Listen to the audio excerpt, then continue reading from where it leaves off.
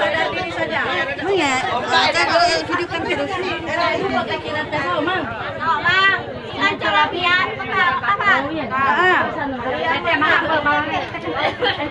Syederalun, seratusan warga Desa Labuhan Jaya, Kecamatan Tepah Selatan, Kabupaten Simelu, mengamuk hingga palang kantor kepala desa setempat pada Minggu 23 Juli 2023.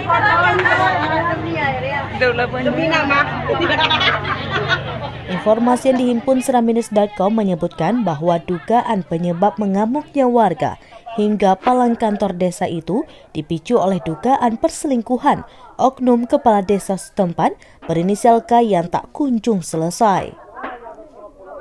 Dugaan perselingkuhan oknum kepala desa itu bersama seorang perempuan yang juga sudah punya suami.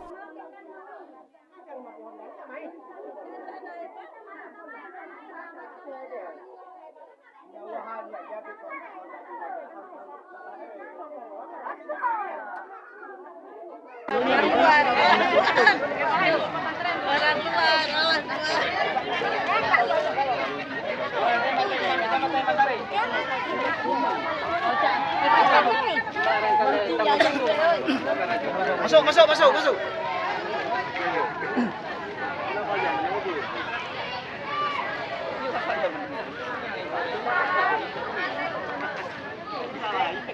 Salah sih, silahkan aman